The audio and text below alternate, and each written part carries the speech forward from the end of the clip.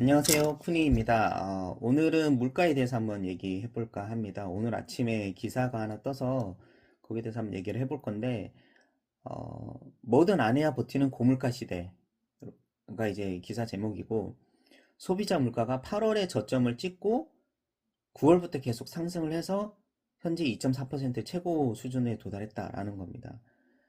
저는 제가 블로그도 작게 운영을 하고 있는데, 제 블로그에는 8월인가 9월 달에 제가 글을 썼을 거예요. 앞으로 물가 상승은 계속 이루어질 거다. 그래서 달러나 이제 금을 사서 해지를 해야 된다라는 얘기를 했었던 것 같은데, 일단 기사를 잠깐 보면 고물가로 인해서 수입 물가가 높아지고, 그래서 소비자 물가 상승률이 2개월 연속 2.4%를 기록했다라는 거고, 당초 전망치보다 높아진 수치다. 정부도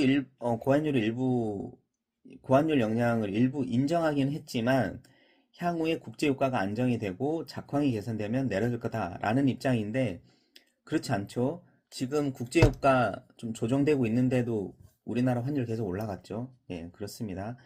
그래서 보면 일단 25년 월별 물가 상승률 추이를 보면 6월 달에 2%, 7월 달에 2%, 8월 달에 1.7%로 떨어졌다가 이제 9월부터 오르기 시작해서 이제 현재 2.4%인데, 저는 내년에 물가 더 오를 것 같아요. 예, 왜냐하면 제가 블로그에도 썼었지만 일단 현 정권의 경제 정책 자체가 고환율, 고물가를 유발할 수밖에 없는 정책이다라고 생각을 하고 있습니다. 그는 첫 번째, 일단 이재명 정권의 핵심 경제 정책은 기본소득이에요. 그리고 기본소득이고 확대 재정 정책, 그걸 실현하기 위해서 이 기조를 바꿀 수가 없어요. 지금 이재명 정권이 출범한 지 6개월이 됐지만 6개월 사이에 거의 한 40조의 돈을 풀었죠. 한 달인가 두 달 만에 그 민생 회복 소비 쿠폰 그 30조 썼고, 그 추가적으로 뭔가 2차 민생 지원금도 쓰고 해서 40조인가 50조 가량 이제 썼었고, 올해 내년도 국가 예산도 730조 가량으로 이제 최초로 700조를 돌파를 했고, 곧 1000조를 돌파할 걸로 봅니다. 그러면 결국은 원화 가치 하락이에요. 원화 가치 하락이고, 이로 인해서 이제 환율이 계속 고환율로 유지될 수밖에 없고, 이건 이제 물가 상승이다. 그러니까 쉽게 생각하면 순한 맛의 베네수엘라로 보시면 돼요. 그러면 이런 상황이 분명히 올 거다. 그럼 우리는 어떻게 해야 되느냐? 저는 이제 가장 중요한 게 그렇게 생각하거든요. 뭐 욕을 해봤자 사실 의미가 없어요. 야, 이 환율 낮춰야 되는 거 아니냐? 왜 이렇게까지 높도록 놔두느냐? 투입해라. 뭐 환율 관리해라 하는데, 사실 그거는 내가 환율을 결정하는 정책 담당자도 아니고 의사결정권자도 아니잖아요.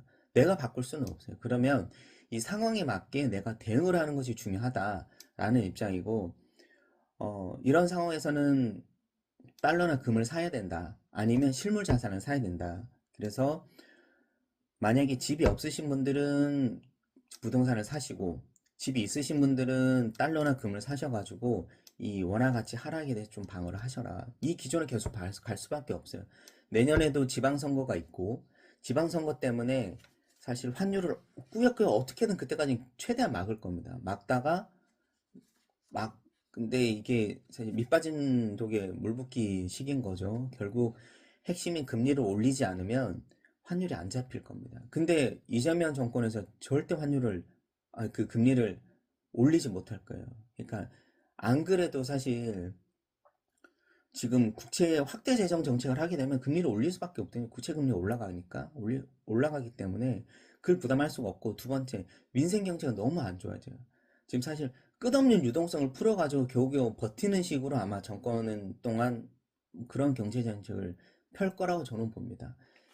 그러니까 그렇기 때문에 일단 그런 식으로 이제 해지를 해야 된다라는 말씀을 드리고, 저도 뭐 강남에 집이 없지만 사실 가고 싶죠. 근데 제일 1순위는 강남 아파트, 두 번째는 서울의 아파트, 그것도 안 되면 경기도 쪽에 핵심 지역들 하셔야 되고, 그러니까 어떤 지역의 아파트를 사야 되냐라고 물어보신다면, 이번에 10월 15일 날 발표됐던 부동산 대책에서 규제 대상으로 들어왔던 지역들 있죠. 그러니까 토지 거래 허가제로 묶인 지역들을 사시면 됩니다. 예, 그거는 이미 찍어준 거예요. 그 사람들이 찍어준 거고, 그러니까 단순하게 생각을 하면 됩니다. 최근에 그, 그, 뭐, 정치인들이 갖고 있는 부동산이 뭔지, 그게 핵심이에요. 그 사람들이 뭐 갖고 있는지. 나는 강남에 부동산을 갖고 있는데, 이거 앞으로 떨어질 거야. 너네들은 사지 마. 라고 얘기를 하는 것 자체가 그냥 말뿐인 거죠. 정말 떨어질 거라 생각하면 본인들이 그 집을 안 갖고 있겠죠. 전세로 있겠죠.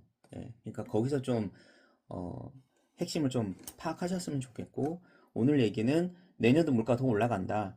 그래서 회지를 잘 하셔라. 그리고 소비도 좀 많이 줄이시고, 그렇게 좀 준비를 하셔야 된다. 내가 안정적인 회사에 다닌다라고 하시면, 뭐 크게 상관없지만, 경기 영향을 조금 어느 정도 받는 회사에 좀 다니는 분들이다라고 하면, 소비도 과거에 하던 것보다도 더 많이 줄이고, 좀 저축을 많이 하셔가지고 이 변화하는 시대에 좀 적응을 잘 하셨으면 좋겠다라는 말씀 드리고 싶고, 아, 요즘 뭐 증시 4천 넘고 다 좋지 않냐 얘기를 하시지만, 내가 삼성전자나 SK 하이닉스 주식을 가지고 있거나 인덱스에 투자했어. 그래서 수익이 많이 났습니다.